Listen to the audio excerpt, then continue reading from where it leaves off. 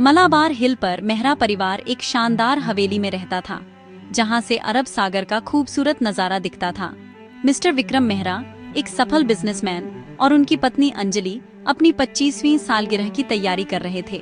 उनके बच्चे रोहन और प्रिया और वफादार स्टाफ राम सिंह, लीला और सीता सब जश्न में व्यस्त थे। घर में फूलों और रोशनी से जश्न का माहौल था। अंजलि अपनी ज्वेलरी चुनने ड्रेसिंग रूम में गई। उन्होंने सेफ खोली और अपनी सबसे कीमती विरासत डायमंड ब्रेसलेट ढूंढने लगी। ब्रेसलेट सिर्फ गहना नहीं, परिवार की पहचान था।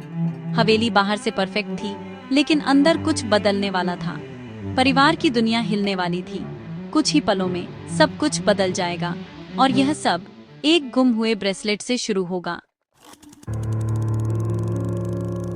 बॉक्स खोलते ही अंजलि की मुस्कान गायब हो गई। ब्रेसलेट गायब था।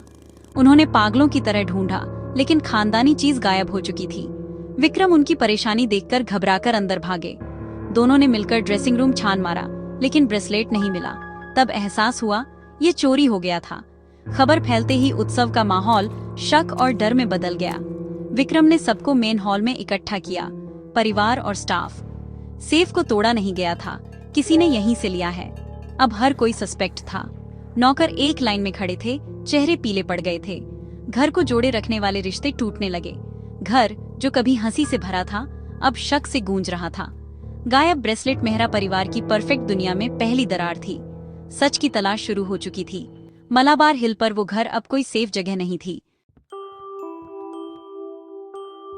हवेली शक की जेल बन गई। हवेली शक की जेल बन गई। विक्रम ने स्टाफ से पूछताछ की। राम सिंह से शुरू किया, जिन्हें बहुत बुरा लगा। लीला चुपचाप रोई। यह विश्वास नहीं कर पा रही थी कि वह एक सस्पेक्ट थी। छोटे स्टाफ के लोग कांप रहे थे, अपनी नौकरी जाने के डर से। यहाँ तक कि परिवार भी इससे अछूता नहीं था। रोहन की फाइनेंशियल प्रॉब्लम्स और प्रिया के नए दोस्त शक पैदा कर रहे थे। सीता, सबसे नई नौकरानी, को शक का सबसे ज्यादा बोझ महसूस हुआ। उसकी गरीबी और उसके बेटे राजू के बारे में फुसफुसाहट तेज हो गई। वह अपने बच्चे से चिपकी रही, खुद का बचाव करने में असमर्थ। भरोसा टूट गया। उसकी जगह डर और इल्जाम ने ले ली। बातचीत बंद हो गई। हर हाव भाव को परखा जा रहा था। खूबसूरत घर ठंडा और दुश्मनी भरा लग रहा था। विक्रम को एहसास हुआ कि उनकी पूछताछ से दरार और गहरी हो रही थी। उन्हें मदद चाहिए थी, कोई ऐसा जो निष्पक्ष हो। शक का जाल इतना उलझा हुआ था कि परिवार इसे अकेले नहीं सुलझा सकता था। अब किसी प्रोफेशनल को बुलाने का समय था। सच ढूंढना आसान नहीं होगा। डिटेक्टिव रेशमा आई, शांत और ध्यान देने वाली। उनकी मौजूदगी राहत देने वाली भी थी और बेचैन करने वाली भी। उन्होंने विक्रम और अंजलि की बात सुनी, सोच समझकर सवाल पूछे। रेशमा ने ड्रेसिंग रूम और सेफ की जांच की, हर डिटेल को नोट किया। उन्होंने घर के हर सदस्य से बात की, आरोपों के बजाय रूटीन पर ध्यान दिया। उनका तरीका जेंटल था, जिससे स्टाफ का भरोसा जीत लिया। उन्होंने विक्रम के साथ सिक्योरिटी फुटेज देखी, कुछ भी असामान्य ढूंढने के लिए। कैमरों में कुछ नहीं दिखा, कोई भी अचानक ड्रेसिंग रूम में आता जाता नहीं दिखा। वो टेक्नोलॉजी जिसने सिक्योरिटी का वादा किया था, उसने सिर्फ खाली आंखें दिखाईं। रेशमा का तरीका अलग था। वह पैटर्न में गड़बड़ी ढूंढ रही थी। स्टाफ उनकी निष्पक्षता से राहत महसूस कर रहा था। छोटी लेकिन इम्पोर्टेंट डिटेल्स शेयर करने लगा। परिवार देख रहा था। उम्मीद और चिंता मिली जुली थी। डिटेक्टिव की शांत लगन ही उनकी एकमात्र उम्मीद थी। उनका मानना था कि जवाब सबसे छोटी डिटेल्स में छिपा है। घर इंतजार कर रहा था, सांस रोके हुए। सच अभी भी छिपा था, लेकिन तलाश को एक नई दिशा मिल गई थी। डिटेक्टिव रेशमा इसे ढूंढने के लिए डिटरमाइंड थी। जांच सचमुच शुरू हो चुकी थी। सिक्योरिटी फुटेज में कुछ नहीं दिखा।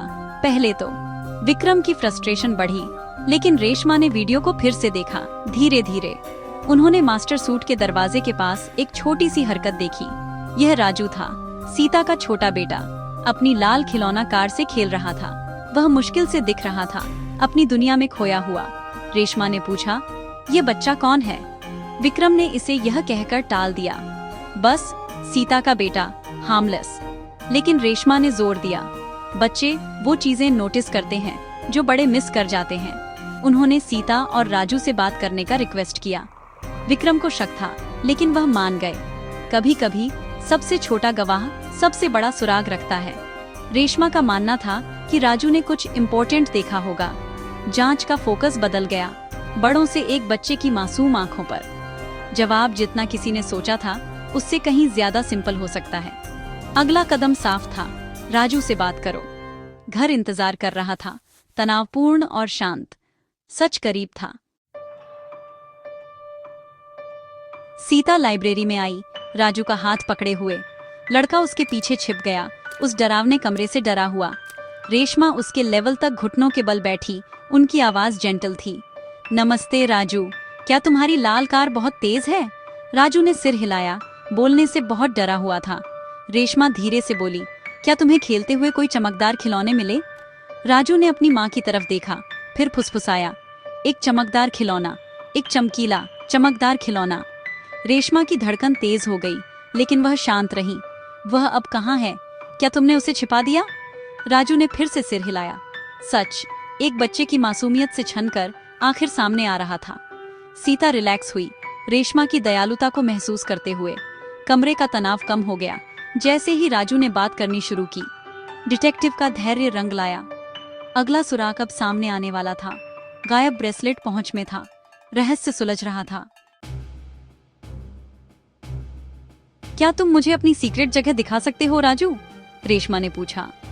राजू उसे, सीता और विक्रम को हॉलवे में एक बड़े प्लांटर के पास ले गया। उसने गर्व से इशारा किया, सीक्रेट जगह। रेशमा ने पत्तियां हटाईं और डायमंड ब्रेसलेट पाया, गंदा लेकिन सुरक्षित। सीता हाँफ उठी, विक्रम अविश्वास में घूरता रहा। राजू ने समझाया, उसे फर्श पर एक चमकदार खिलौना मिला, उसे खजाना समझा और उसे प्लांटर में छिपा दिया। वह सिर्फ एक बच्चा था, चोर नहीं। ग्रुप में राहत की लहर दौड़ गई। सीता का नाम साफ हो गया, लेकिन रेशमा खत्म नहीं हुई थी। ब्रेसलेट फर्श पर कैसे आया? अंजलि कसम खाती है कि उसने उसे सेफ में रखा था। एक 5 साल का बच्चा भारी सेफ नहीं खोल सकता था। राजू को ब्रेसलेट मिला था, लेकिन किसी और ने उसे सेफ से निकाला था। असली चोर अभी भी उनके बीच था। रहस्य और गहरा गया। भले ही उम्मीद लौट आई थी, परिवार की राहत नए सवालों के साथ मिली जुली थी। अंतिम सच अब सामने आने वाला था। घर जवाब के लिए तैयार हो रहा था। आखिरी राज अब खुलने वाला था। डिटेक्टिव रेशमा ने सबको मेन हॉल में इकट्ठा किया। उन्होंने अनाउंस किया, राजू को ब्रेसलेट मिला, लेकिन किसी और ने उसे वहां रखा जहां वह उसे ढूंढ पाएगा। चोर सीता और उसके बेटे को फंसाना चाहता था। केवल वही व्यक्ति ऐसा कर सकता था जिसके पास सेफ का कॉम्बिनेशन हो और राजू की आदतों की जानकारी हो। सभी की निगाहें परिवार पर टिकी। रोहन का चेहरा पीला पड़ गया। रेशमा धीरे से बोली, रोहन, तुम्हारे पिता ने तुम्हारी फाइनेंशियल प्रॉब्लम्स का जिक्र किया था। क्या तुमने ब्रेसलेट लिया था? रोहन टूट गया। उसने सब कबूल कर लिया। उसने ब्रेसलेट बेचने का प्लान बनाया था, फिर घबरा गया और इल्जाम बदलने की कोशिश की। उसने राजू को स्केपगोट बनाया। कभी पकड़े जाने की उम्मीद नहीं की थी। विक्रम तबाह हो गए।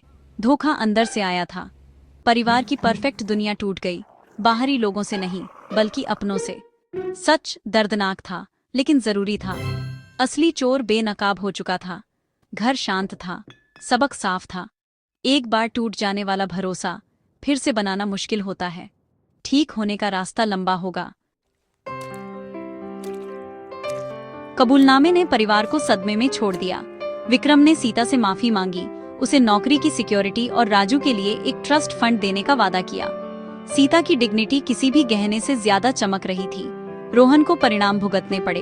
वह अपने कर्ज चुकाने के लिए अपनी लग्जरी चीजें बेचेगा और अंडर प्रिविलेज्ड बच्चों के साथ काम करेगा। माफी आसानी से नहीं मिलती, लेकिन जिम्मेदारी की मांग की गई। डिटेक्टिव रेशमा ने उन्हें याद दिलाया, जस्टिस समझने और सुधारने के बारे में है। परिवार का ठीक होना शुरू हुआ, पनिशमेंट से नहीं बल्कि ईमानदारी और करुणा से। भव्य घर की नींव दौलत पर नहीं, भरोसे पर फिर से बनाई गई। इस घटना ने उनकी कमियों को उजागर किया, लेकिन उन्हें मजबूत बनने का मौका भी दिया। मेहरा परिवार ने दौलत का असली मतलब सीखा, ईमानदारी, माफी और प्यार। मलाबार हिल पर वो घर शान से खड़ा था। उसकी खूबसूरती अब उसके मूल्यों की ताकत से मेल खाती थी।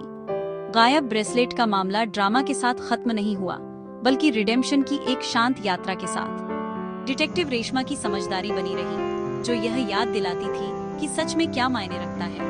परिवार की कहानी अब नुकसान के बारे में नहीं थी, बल्कि उम्मीद के बारे में थी, और घर एक बार फिर जिंदगी से भर गया था।